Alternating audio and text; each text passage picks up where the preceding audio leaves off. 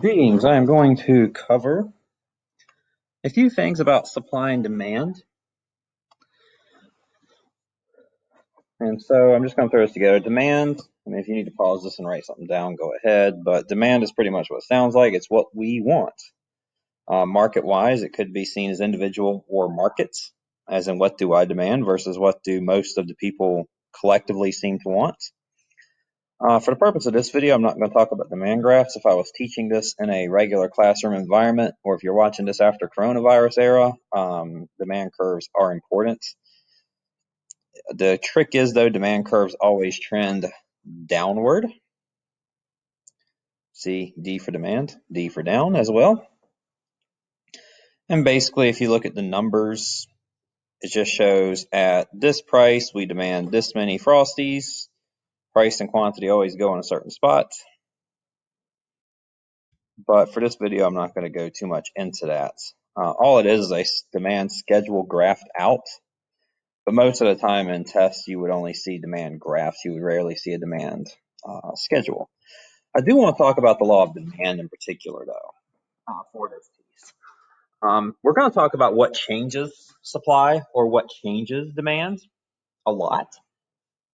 And that's what the importance of the assignment I'm going to give is going to be, is what changes demand. The key is, though, price is a result of supply and demand changes. Price itself does not actually cause demand to change. So take, for instance, that I'm recording this right now in the living room of my home. I'm looking at a 4K TV and an Xbox One X. My demand for an Xbox One X was always the same from the time they came out until the time I bought one. What made me finally buy one was the fact that the prices of the 4K TVs came down and the price of the Xbox came down to a price point where I was willing to pay it.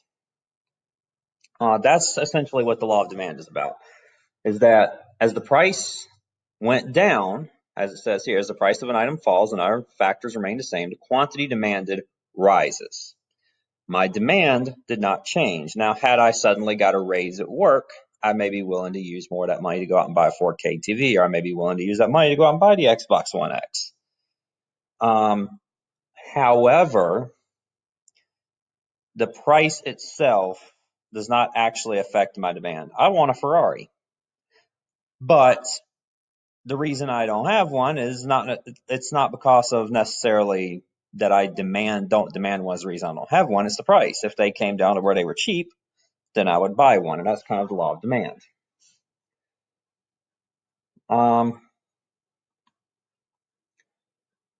So there's 6 things that change demand, and everything that is a demand change will fall into one of these categories. If you cannot place something into one of these categories that you are comfortable with, then you may want to take a look and see if it's a supply change, or go look and see if the change you're describing actually fits the law of demand.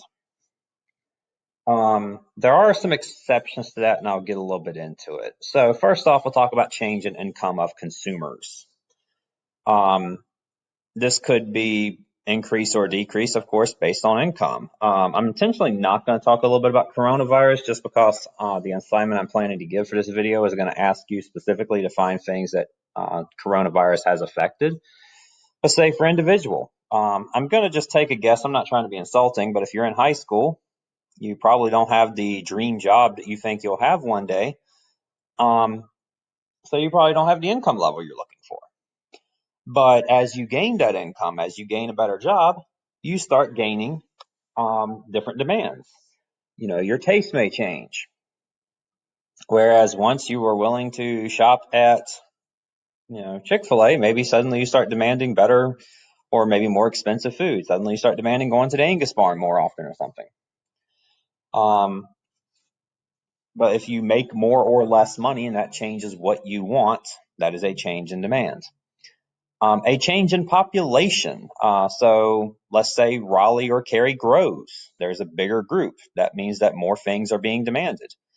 So you start seeing more stores.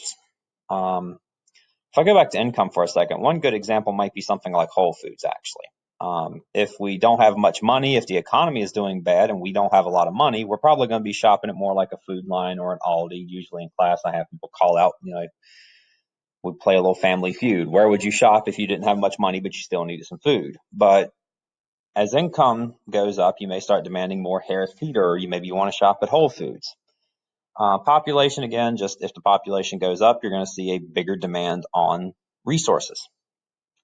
Attitudes and tastes is also a fun one to talk about. This is why my picture of JNCO jeans is here. Back in the 90s, they were fashionable. But basically, a JNCO jean is like if you take whatever waist size you wear now and then add about 10 to that, and then sew the pants legs for those jeans onto your current waistband, that's basically a pair of JNCO jeans. And at one time, they were in demand and in fashion. So people decided they don't want jeans like that anymore. So I think JNCO went out of business a couple of years ago. So trends and tastes. This even could be diet. What's the going trendy thing? Are people more vegan now? If you go back 10 years ago, it was the Atkins diet. The attitudes and tastes of the consumers change. This could also be seen with like updating technology. The reason the old Xbox 360 is cheap is not necessarily because they're cheaper to produce now. It's that no one really wants them. There is now an Xbox One X. I no longer demand an Xbox 360. I demand an Xbox One X. And come this current Christmas, there's a new successor to it coming. And to be honest, it's kind of slipped me what that is. But that's what I'm going to be demanding come Christmas. And I won't demand an Xbox One X quite as much. My attitude, my taste will have changed. You demand a new iPhone, and you don't really demand an old iPhone 6 anymore. That has changed what you want. Consumer expectations. A good one to look at for this could be like a housing market. Like if you expect Cary is going to do well, if you expect RTP is going to continue to provide good jobs, if you expect Wake County is going to provide good schools for your children, that affects the value of homes in the area. For instance, you demand a home in this area. It could also be about reliability of a product. One time I used this example. If I'm in a hurry to go somewhere and I need to swing through somewhere and grab a bite to eat, I go to Chick-fil-A. I expect good food. There could be 200 cars in a drive-thru and I still seem to have food within 3 minutes. So my expectation is that Chick-fil-A can provide good food fast. If something were to happen to change that, if I started consistently not having that experience at Chick-fil-A, I would no longer go to Chick-fil-A when I'm in a hurry and want a decent, cheap meal. The availability of a substitute good. So, for instance, my demand for an Xbox may change based on what Sony's PlayStation can offer. A substitute has to be something you can replace that's basically the same product. Coke and Pepsi, Xbox and PlayStation, Galaxy and iPhone. Anything that would replace another good. There's also things that may go with a good. Xbox and Rockstar Games, Red Dead Redemption and an Xbox and a PlayStation. It could be something more simple. Hamburgers and hamburger buns, ketchup, butter. There's very few people, for instance, who buy butter just to eat butter. My niece did this at one time, but that's if you're in the butter industry. You don't try to make butter to please someone who just eats butter. Your butter is a complement to everyone else's good. Very few people just eat plain bread. It is a complement to other goods. So, for instance, let's say I'm at the grocery store and I see that there is a sale on hamburgers. So I buy a hamburger, a package of hamburgers. Well, now I've got to have some things to go with my hamburgers. So maybe I go over and if I'm doing this in class, I play Family Feud for a second. What do I want on my hamburger? Somebody might say cheese. Well, I need a hamburger bun. I need ketchup. I need mustard. And those sort of things would be complimentary goods. If you want to hear the complimentary good joke, send me a message in Remind and I'll text it to you. Or catch me at office hours or something like that. Catch me at Smart Lunch and I'll come tell it to you. Remember though, none of those things were about price. Unless, note, if the price of a PlayStation suddenly gets a lot cheaper. If the PlayStation's $100 cheaper than the Xbox, then that might affect my demand for the Xbox. But the price of the Xbox does not affect my demand for the Xbox. I know that sounds bizarre, but it's true. The price itself does not determine my demand. I want it. It could just be a matter of I cannot afford it, or I don't demand it enough to pay the current price. Again, I demand a Ferrari, but I don't have the money for one. My demand does not necessarily change based on the price points. It's just that the price comes down to a point that I can afford it, and it's now worth that price to me. We won't worry about shifting graphs if you're doing this in class. We would worry about this. For this coronavirus era, I'm not. So if you're watching this later on for some reason, you will want to pay more attention due to graphs shifting left and right. They always shift left and right, not up and down. I'll make a separate video if I need to for that one day. Elastic and inelastic is just that there's things that it doesn't really matter. This guy's picture, Martin Shkreli, he ended up buying a medical company, and he takes some things are very demand inelastic. Video games. As I record this, a few weeks ago, or not even a few weeks ago, a few days ago, I noticed that Xbox had a sale on racing games. And there were some games and some add-on packages that weren't really worth full price to me, but there were some games that were up to 75% off, and I ended up buying 2 games. Because Assetto Corsa wasn't worth it to me at $30, it was worth it to me at $8. And I bought the game for $8 on a sale on Xbox. Medicine, on the other hand, I mean, if I'm not diabetic, you can't really make insulin cheap enough for me to buy it. What am I going to do with it if I'm not diabetic? So medicine prices, it doesn't really matter if it's $100 or $1.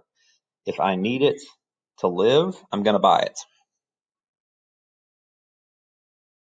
So let's talk about supply. There's also a law of supply that goes a lot like the law of demand. However, it's the other way around. We look at it more from the supplier's point of view. And the best example I know of to use for law of supply is going to be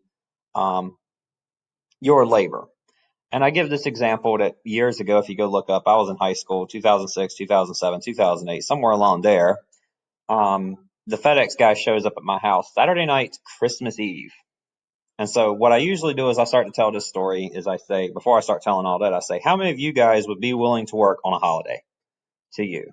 I use the term Christmas, but if Christmas is not a holiday to you, what's like the most important holiday in your life?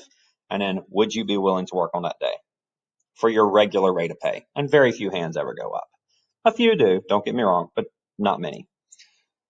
So I tell this story about FedEx delivering a package. FedEx had a deal that particular year that if you paid a certain point by a certain point in time, it would be delivered by Christmas guaranteed or your money back.